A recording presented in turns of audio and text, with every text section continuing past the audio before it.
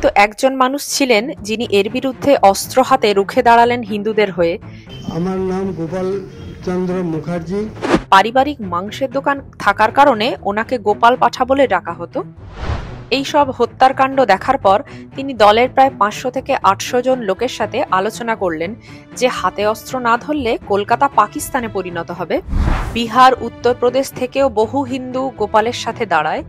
গোপাল মুখার্জি তার দলের ছেলেদের নির্দেশ দেন, দেশকে বাঁচাতে হবে, মারছো বা মারবে, ওরাও যা করছে তোমরাও তাই করবে। এই বর্বরতা দ্বারাই বর্বরতা দমন হবে। সুতরাং ওরা যদি কানে শোনো যে একটাকে মেরেছে, তোমরা 1 to 10 করবে, তোমরা 10টাকে মারবে, তবে এটা বন্ধ হবে। মারবে মানে আধমারা করবে না, একদম খতম করবে।